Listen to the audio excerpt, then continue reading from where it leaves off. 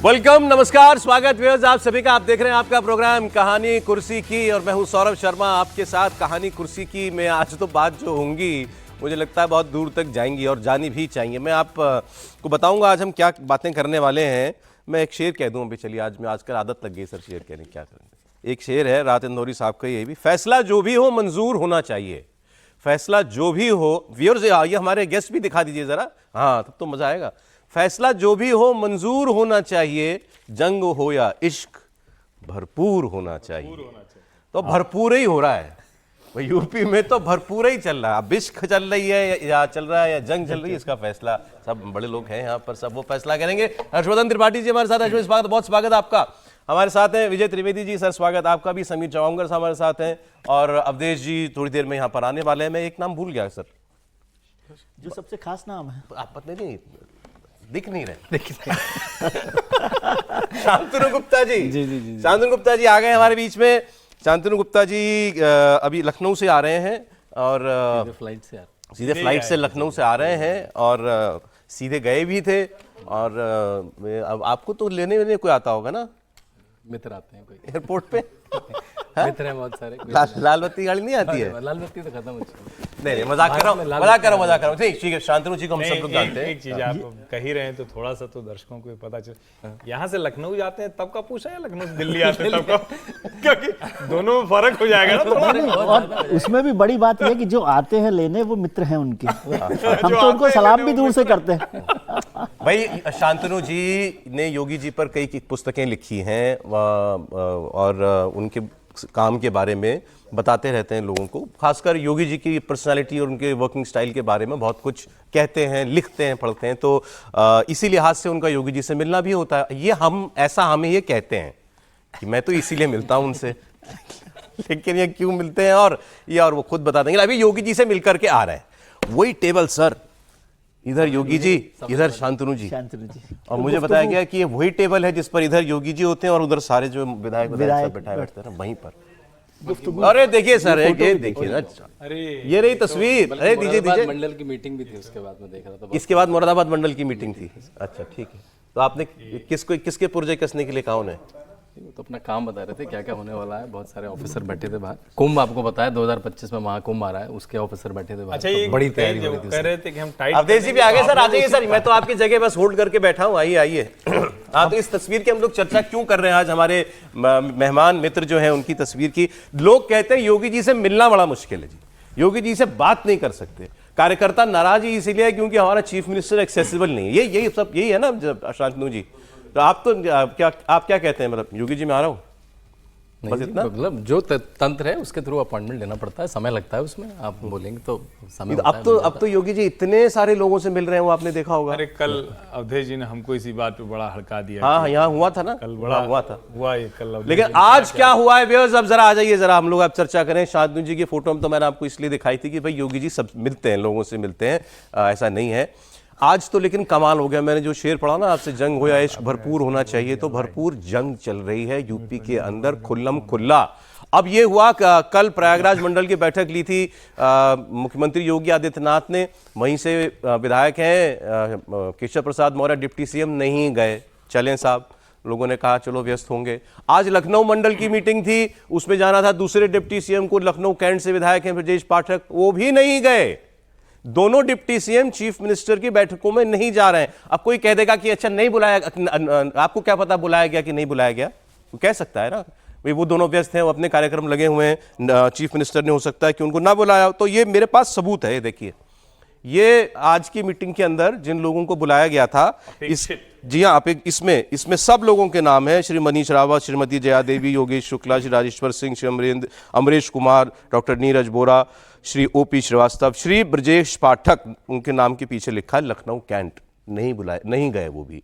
ऐसे ही केशव प्रसाद मौर्य भी नहीं गए। तो क्या दोनों तय करके कुछ कर रहे हैं क्या कि हम नहीं जाएंगे अपने मुख्यमंत्री की बैठक में? अभी तो ऐसा कुछ लग रहा है सर। अब ये आप कल कह रहे थे कि ऐसा लड़ाई झगड़ा कुछ नहीं है, लेकिन अब तो ये साफ साफ दिखाई दे रहा है। और ऑफ रिकॉर्ड बातचीत कुछ लोगों से की हमारे रिपोर्टर ने, जाहिर है ऐसे लोग नहीं आकर के ऑन रिकॉर्ड बोलना चाहेंगे। उनका जो करीबी लोग हैं उनके, उनका कहना यह है कि अच्छा हमको आपने मतलब दोनों डिप्टी सीएम को आपने अलग अलग जगह की जिम्मेदारी दे रखी है कि आप जाइए यहां पर वार्तालाप कीजिए, कार्यकर्ताओं से मिलिए। जैसे केशव प्रसाद मौर्य को कानपुर, झांसी, चित्रकूट, प्रयागराज, मिर्जापुर, अयोध्या इसका चार्ज दे रखा है। 25 जिले हैं। 25 जिले ना, ब्रजेश पाठक को जैसे गोरखपुर, बस्ती, देवी पाटन, आगरा, बरेली, लखनऊ ये सब दे रखा है 25 जिलों को। तो कह रहे हैं 25 जिलों में जिम्मेदारी हमारी, और मुख्यमंत्री की बैठक में हमको बुलाया जाएगा एज एमएलए, हम विधायक के तौर पर बुलाए जाएंगे। बाकी बैठकें जो योगी जी ले रहे हैं उसमें एज डिप्टी सीएम हम क्यों नहीं हैं? तो हम नहीं गए, हम नहीं जाते। तो अब तो ये खुलकर है, इससे ज्यादा खुलकर हो नहीं सकता। अब योगी आदित्यनाथ आज जा रहे हैं दिल्ली, मुख्यमंत्रियों की सारी बैठकें लेंगे। मोदी जी तो हो सकता है उनकी 1-on-1 भी कोई मीटिंग हो मोदी जी के साथ, तो उसमें ये सब चर्चाएं होंगी क्या? और अब क्या योगी जी को नहीं 1-to-1 है मीटिंग, 1-to-1 है ना सर? हाँ। तो उसमें सारी बातें उठ सकती हैं।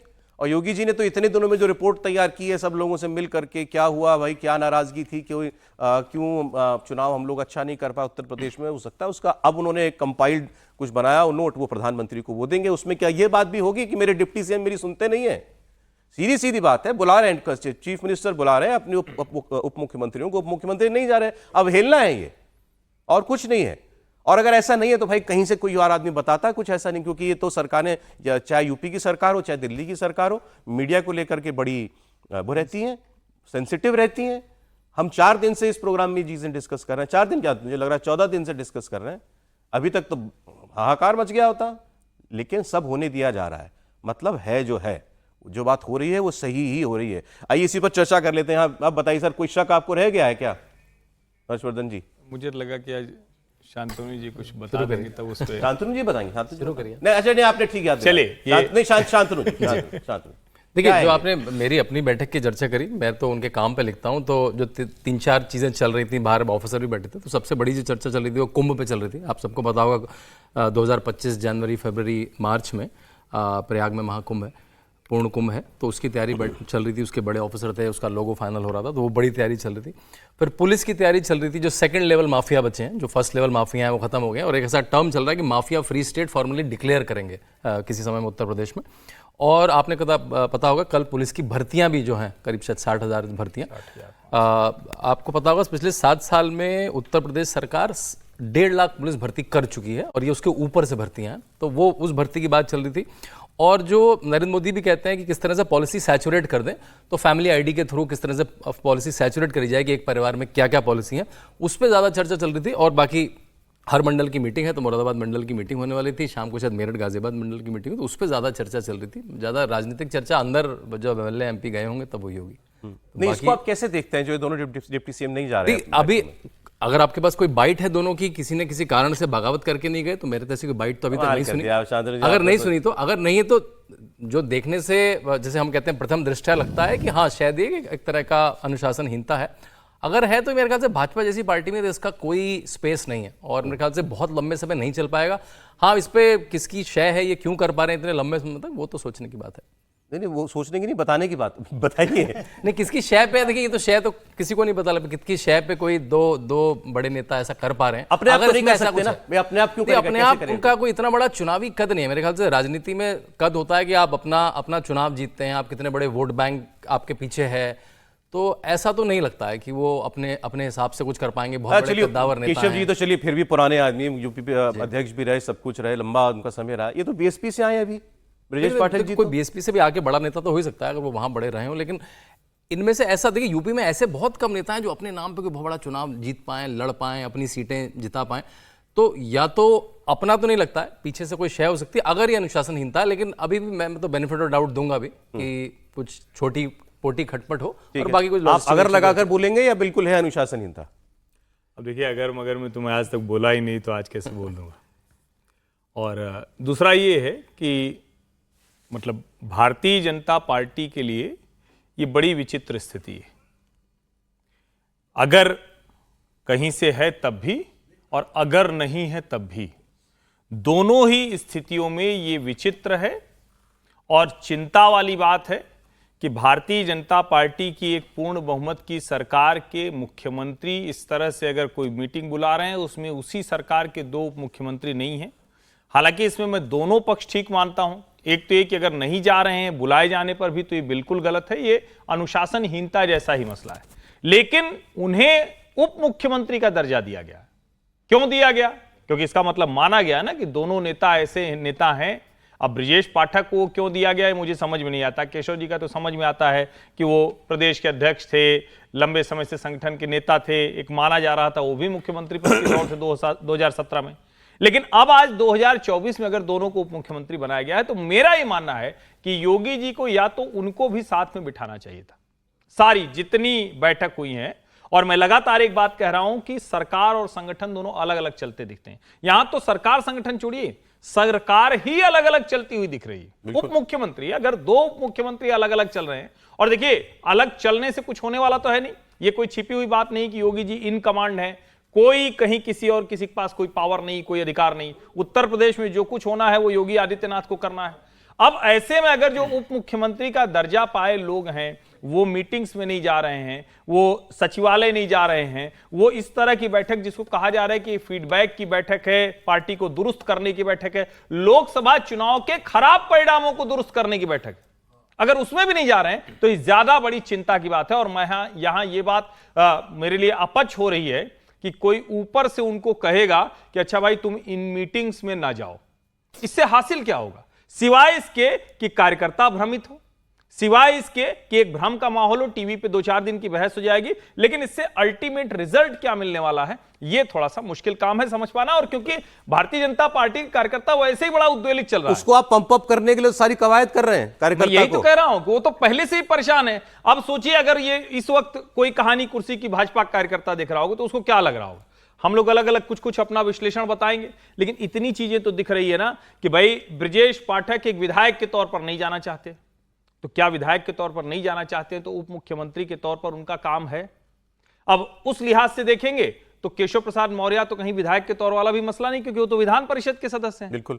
तो कोई इलाहाबाद मंडल की सीटों के जो विधायक है उसमें तो उनको जाना भी नहीं चाहिए। और पता नहीं कल वाली सूची भी निकालिए अपेक्षित वाली, निकलवाते हैं जैसे, लेकिन इसमें एमएलसी को बुलाया, लखनऊ वाली में एमएलसी, लखनऊ वाली में एमएलसी, अब उसमें फिर देखा जाएगा कि क्या उसमें वो आएंगे। और ये सवाल बिल्कुल होगा। मैं बार बार एक बात कह रहा हूं, इसमें कहीं कोई संदेह नहीं कि उत्तर प्रदेश की लीडरशिप योगी आदित्यनाथ के पास है जी। कोई और विकल्प नहीं दिख रहा है तुरंत। लेकिन अगर योगी जी दूसरों को लेकर साथ नहीं चल पा रहे होंगे या नहीं चलेंगे तो ये उनके लिए अच्छा नहीं है, राज्य के लिए अच्छा नहीं है। और विशेष करके जो भाजपा कार्यकर्ता जिसको रोज लग रहा है यार 4 जून के बाद हमारा मजाक उड़ाते हैं, हमको कुछ कह देते हैं, हमने तो इतनी ताकत लगाई थी 41% मत मिला, उसके लिए सबसे संकट। अच्छा, आपको एक मजेदार बात बताता हूं। कल मेरे साथ नजर पड़ गई एक इंटरव्यू पर, इंटरव्यू गजब हो रहा था, मतलब गजब ही हो रहा था। इंटरव्यू था अखिलेश यादव का, और लेने वाले कौन थे आपको पता है? कपिल सिब्बल। कपिल सिब्बल इंटरव्यू ले रहे थे अखिलेश यादव का। कपिल सिब्बल पूछ रहे थे यूपी में क्या चल रहा है, आपके राज्य के अंदर क्या चल रहा है। तो उन्होंने कहा झगड़ा चल रहा है, मतलब खुलकर झगड़ा चल रहा है सरकार के अंदर। अखिलेश जी बोले बिल्कुल, आप देखिए दोनों डिप्टी सीएम सुनते नहीं अपने चीफ मिनिस्टर की। भाई वो तो मजे लेंगे ही ना, आप तो मौका दे रहे हैं उनको मजे लेने के लिए। अवधेश जी कल कह रहे थे नहीं ऐसा झगड़ा झंझट हमको नहीं दिखाई देता है। नहीं, मैंने पावर स्ट्रगल की बात की थी, शब्दों पर ये मैंने नहीं कहा था कि मतभेद नहीं, मैंने ये कहा था कि उत्तर प्रदेश में सत्ता संघर्ष इसको नहीं बोलते हैं। सत्ता संघर्ष बहुत बड़ी चीज हो जाती है कि हम अपदस्थ करना चाहते हैं, उसकी जगह हम आना चाहते हैं।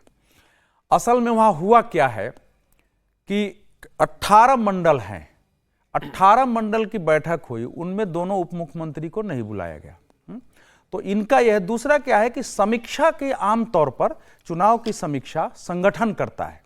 आमतौर बीजेपी का जो की परंपरा है उसमें समीक्षा की बैठक संगठन करता है। मुख्यमंत्री जो उपचुनाव का बैठक था, कई इशू चल रहे हैं, तो इन लोगों का यह कहना है कि उसमें संगठन मंत्री और अध्यक्ष को भी उपचुनाव की बैठकों में नहीं बुलाया गया था। तो वो कई चीजें, ऐसा नहीं है कि इशू एकदम से, मैं कह रहा हूं सत्ता संघर्ष की मैंने बात कही थी। और जब ये दोनों लोग कई बार नहीं जाते हैं तो अपने कुछ कारण भी बताते हैं, और उस कारण भी बताते हैं, लेकिन उसको होता वही है कि हम एक दिखाना चाहते हैं कि जो कार्यशैली है योगी आदित्यनाथ जी की साथियों के प्रति, संगठन के प्रति, उससे हम सहमत नहीं है। ये इतना उसमें जरूर है, इतनी बात, लेकिन इसको सत्ता संघर्ष नहीं कहते हैं कायदे से।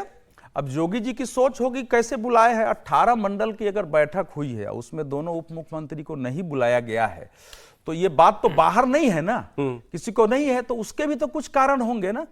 दूसरा यह है कि इस समीक्षा बैठक में अगर संगठन मंत्री और अध्यक्ष नहीं आए हैं तो उसका भी कुछ कारण होगा।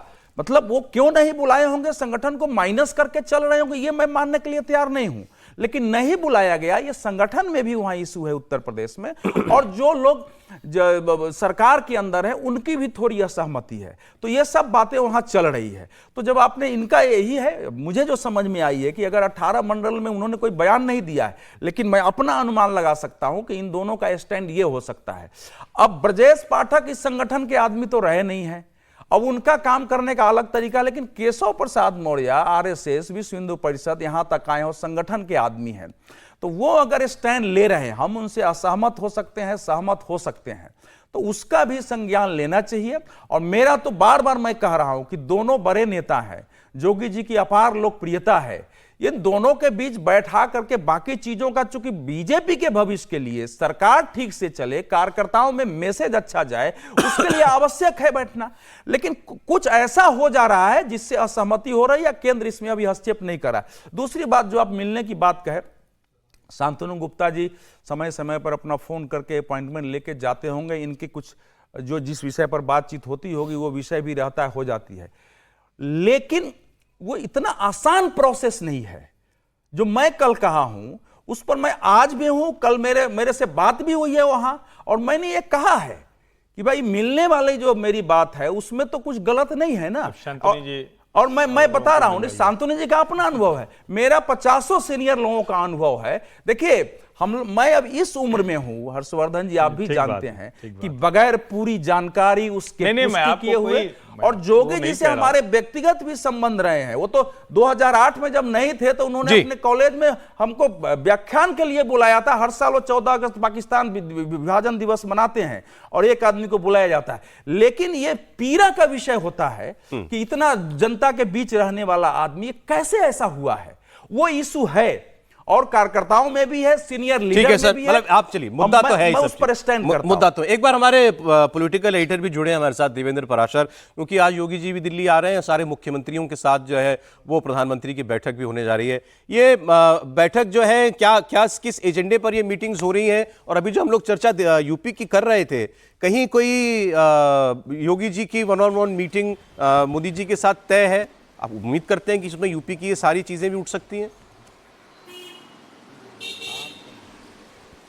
और कल क्योंकि नीति आयोग गवर्निंग काउंसिल की सौरभ बैठक है सुबह 10 बजे से शाम 5 बजे तक, उसमें देश के सभी राज्यों के मुख्यमंत्री और जहां पर एलजी प्रशासन है उनके एलजी को बुलाया गया है। जो गवर्निंग काउंसिल की बैठक होती है उसमें सभी अपना अपना पक्ष रखेंगे। उसके बाद शाम 5 बजे वो बैठक खत्म होगी और 6 बजे के बाद बीजेपी का जो मुख्यालय है वहाँ पर मुख्यमंत्री कॉन्क्लेव हो रहा है, जिसमें बीजेपी शासित राज्यों के मुख्यमंत्री होंगे कल, और उसके बाद रविवार को सुबह 9 बजे से ही उन्हें वहाँ बुला लिया गया है और दिन भर की वो बैठक है। पीएमओ की तरफ से राज्यों के मुख्यमंत्रियों को जो संदेश दिया गया था उसमें यह था कि आपको एक एक प्रेजेंटेशन लेकर आ रहा है, यानी कि उस बैठक में मुख्यमंत्री एक प्रेजेंटेशन देंगे। वो प्रेजेंटेशन होगा कि उनके राज्य में उन्होंने कौन सी ऐसी योजना लागू की है जो कि जन सहभागिता से सीधे सीधे जुड़ी हो और ज़्यादा से ज़्यादा इम्पैक्ट उसका पड़ रहा हो। पीएम मोदी जब से दिल्ली आए उसके बाद उनकी एक कोशिश रहती है कि सभी राज्यों के मुख्यमंत्री का, खासतौर पे बीजेपी शासित राज्यों के मुख्यमंत्री का अलग से कॉन्क्लेव बुला के एक समन्वय स्थापित करने की कोशिश करें, ताकि एक दूसरे के बेहतरीन अनुभव को दूसरा पक्ष जान सके, दूसरा मुख्यमंत्री जान सके, और साथ ही साथ एक स्वस्थ प्रतिस्पर्धा भी हो। आप अंदाजा लगाएं कि अगर कोई मुख्यमंत्री किसी मुख्यमंत्री कॉन्क्लेव में प्रेजेंटेशन दे रहा हो और बाकी मुख्यमंत्री उस पर ताली बजा दें, तो अन्य के अंदर भी कैसे एक अंदर उत्साह आएगा कि हाँ हमें भी ऐसी योजना लागू करनी चाहिए। और वो जन सहभागिता पे बहुत ज़्यादा जोर है इस बार के प्रेजेंटेशन को लेके, इसीलिए सभी मुख्यमंत्री आ रहे हैं। सौरभ जी, देवेंद्र बहुत शुक्रिया आपका। ये जो 2 दिन की मुख्यमंत्रियों के साथ मुलाकातें होंगी प्राइम मिनिस्टर की, उसके बारे में देवेंद्र आपको बता रहे थे। हम यहाँ यूपी में जो चल रहा झगड़ा उसकी बात कर रहे थे। अब देखिए इस पर विजय जी, अखिलेश यादव ने क्या तंज कसा है, मैं आपको एक बार सुना दूं, फिर आता हूँ आपके पास। वो कह रहे हैं कि केशव प्रसाद तो मोहरा है, अखिलेश यादव कह रहे हैं केशव प्रसाद मोहरा है, दिल्ली के वाईफाई का पासवर्ड है। सुन लीजिए जरा। कि कुछ लोग मोहरा बन गए हैं, वो मोहरा हैं, दिल्ली के वाईफाई के वो पासवर्ड हैं।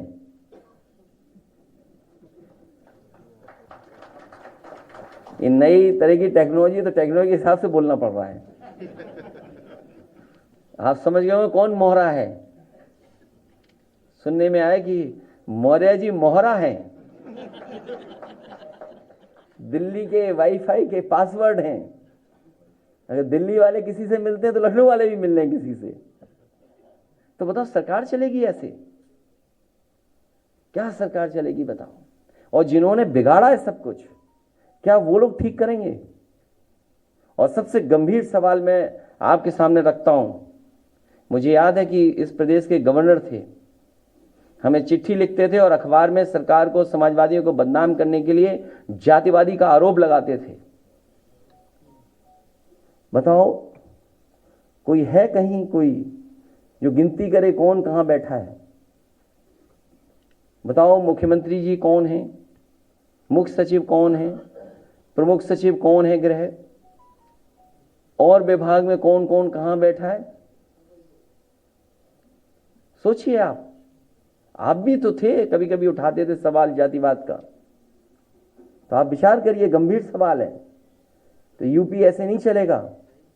यूपी की जनता को इन्होंने धोखा दिया है। तो केशव मौर्य मोहरा है, दिल्ली के वाईफाई का पासवर्ड है। कल दिल्ली की बात कर विजय जी भी कुछ कर रहे थे, स्टेशन मास्टर वाली, नहीं? देखिए, अब यदि ये मानना, जैसे शांतनु जी भी मिलकर आए हैं, अवधेश जी ने बात का जिक्र किया और हर्ष जी भी कर रहे हैं, तीनों लोग विशेषज्ञ हैं उत्तर प्रदेश के भी और भारतीय जनता पार्टी के भी। उसके बाद ये मानना कि अब उत्तर प्रदेश में कुछ नहीं हो रहा, तो फिर तो इस पर कोई चर्चा करने की जरूरत नहीं है। और आप बेवजह 14 दिन से चर्चा किए जा रहे हैं। और अगर कुछ हो रहा है तो बिना सत्ता संघर्ष के क्यों हो रहा है? अगर ये सत्ता संघर्ष नहीं है तो किस बात की लड़ाई हो रही है, मुझे ये समझाइए आप। कोई कारण है? सत्ता संघर्ष अगर नहीं है, मैं तो मान लेता हूं कि नहीं है, तो क्यों लड़ रहे हैं आप?